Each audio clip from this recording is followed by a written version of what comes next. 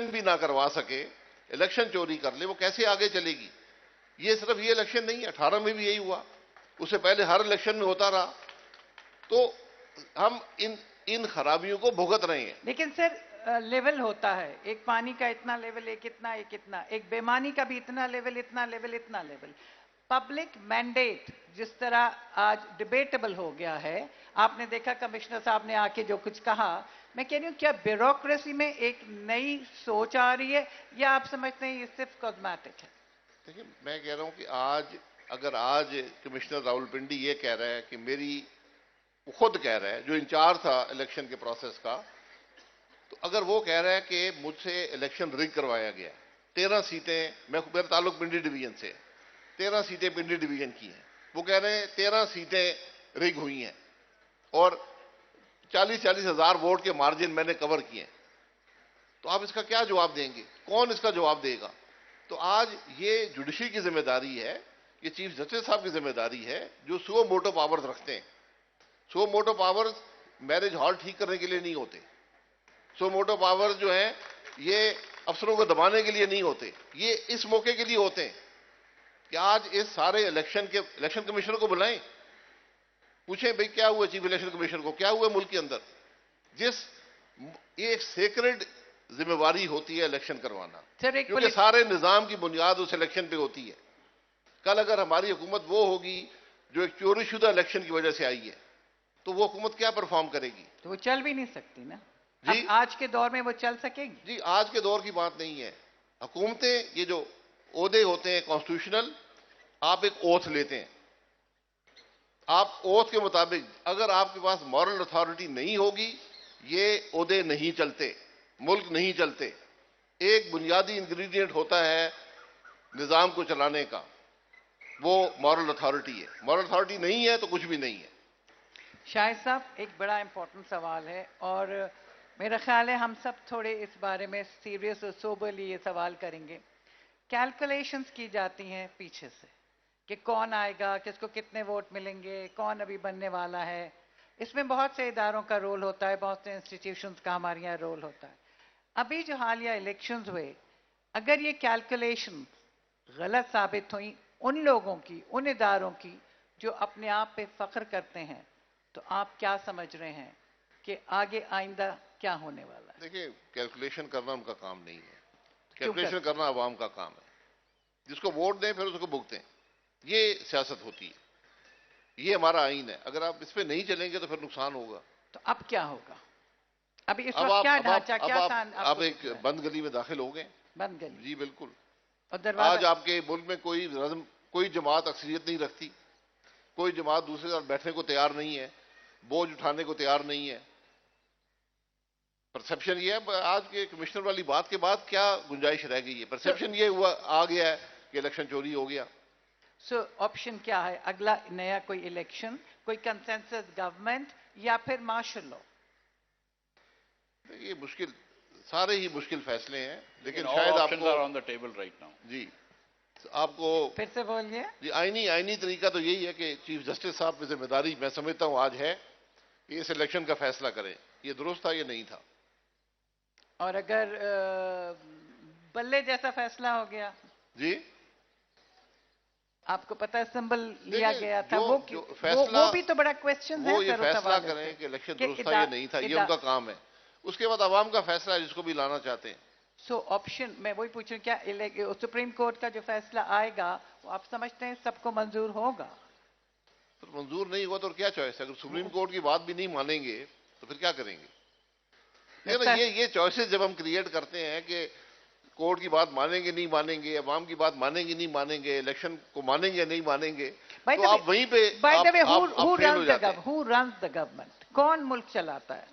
دیکھیں، ملک آپ رہے ہیں ہمارا، پرائم منسٹر. میں نے ہمیشہ کہا ہے کہ ہمارا ملک مکمل طور پہ آئین کے مطابق نہیں چلتا. یہ ایک حقیقت ہے، لمبے عرصہ ماشاء اللہ کا رہا ہے، ایک اثر ہے اسٹیبلشمنٹ کا آپ کے معاملات میں. لیکن وہ اس اثر کو اگر ہم مثبت طریقے سے استعمال کریں، مثبت حالات کے مطابق رکھیں، تو پھر معاملہ آگے چلتا ہے. اور وقت کے ساتھ یہ چیزیں، ان کا اثر زائل ہو جاتا ہے. پوری دنیا میں یہ تجربہ ہوا.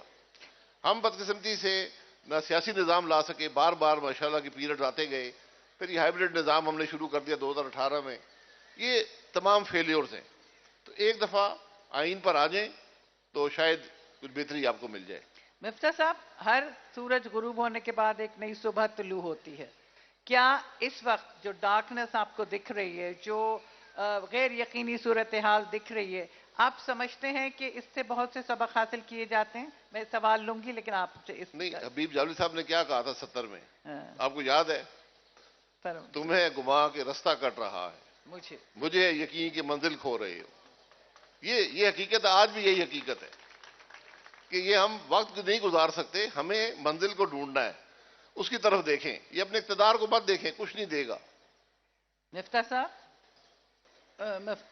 شاید عباسی صاحب، مجھ سے کچھ لوگوں نے کہا تھا آپ سے ایک سوال کروں جو کہ اس وقت ریلیونٹ بھی ہے اور نہیں بھی.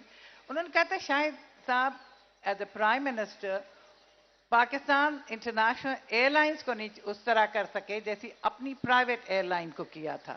تو آپ کو مشکلات کہاں پیش آئیں؟ دیکھیں، میں گزارش کر دوں، میں نے پی آئی بھی چلائی ہے اور میں نے 97 میں بھی کہا تھا کہ یہ ادارہ گورنمنٹ سیکٹر میں نہیں چل سکتا. ہم نے ہر انڈسٹری پرائیویٹائز کر دی، بینک پرائیویٹائز کر دیے، ہر چیز دنیا کی پرائیویٹائز کر دی. آپ ایئر لائن نہیں رکھ سکتے. بدقسمتی سے ہمارے جو وزیر اعظم ہوتے ہیں ان کو شوق ہوتا ہے پی آئی اے کو چلانے کا اور ٹھیک کرنے کا. یہ ٹھیک نہیں ہو سکتی، اس کو پرائیویٹائز کرنا پڑے گا. اور جو پچھلی ہماری حکومت آئی 2013 میں، تو اس میں پہلی میٹنگ جو ہوئی وہ پی آئی اے پہ تھی، اور میں نے اس وقت بھی، مجھے انہوں نے بلا لیا. میں نے کہا جی میرا کانفلکٹ انٹرسٹ نہیں. انہوں نے کہا آپ مشورہ دے دیں. میں نے کہا جی اس کو پرائیویٹائز کر دیں جتنی جلدی ہو سکے، ورنہ یہ آپ کو $1 ملین یومیہ کا یہ شوق پورا کرنا پڑے گا. اور ہمارے جو 5 سال رہے ہیں اور آج بھی جتنا عرصہ گزرا ہے، ہر روز پی آئی اے $1 ملین کا خسارہ کرتا ہے. یہ آپ افورڈ نہیں کر سکتے. پرائیویٹ سیکٹر کی ایئر لائن تھی، میں سیاست میں نہیں تھا. 2002 میں بھی ایک الیکشن ہوئے، وہاں بھی ہمیں ہرا دیا گیا. اس کے بعد ایک موقع تھا، وہ بن گئی، آج چل رہی ہے، پبلک لمیٹڈ کمپنی ہے اور لوگوں کو روزگار بھی دیتی ہے، کام بھی کرتی ہے. چلیں ہم عوام سے سوال لیتے ہیں. مائک کس کے پاس ہے؟ جی آپ سوال کر لیں تو Hi, پھر میں my name is Sulaiman. Reforming can only take place by improving government. Okay? We see government employees who stand up, either as directors or part of specific companies, they continuously indulge in misgovernance and nothing happens to them. So my question is, why can't they be sacked immediately, and only then will governance improve? And why do they behave as pharaohs when they and politicians don't do anything about it? Thank you. Okay, please give the mic to the gentleman standing at your back and then I'll bring the mic on the right side.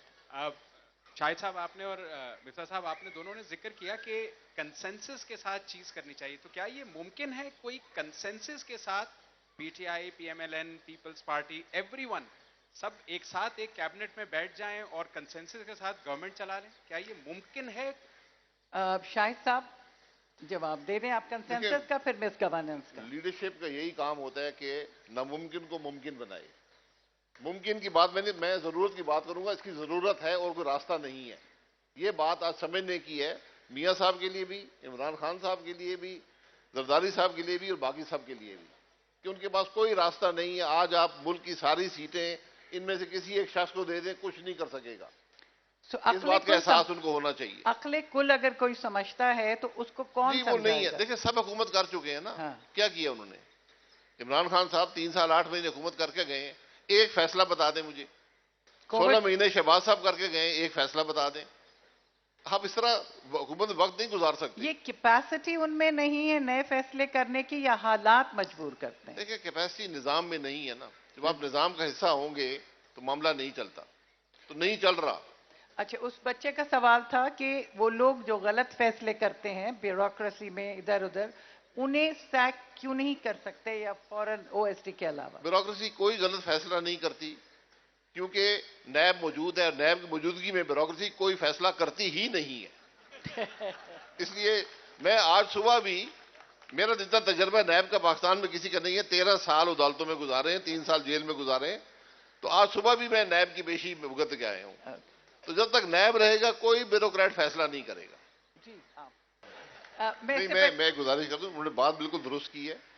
ہم حکومت میں جب ہوتے ہیں تو جو اس ملک میں investor ہے، جو کام کرتا ہے، آپ یقین کریں اس کو بیوروکریٹ بھی اور سیاستدان بھی سمجھتا ہے یہ چور ہے.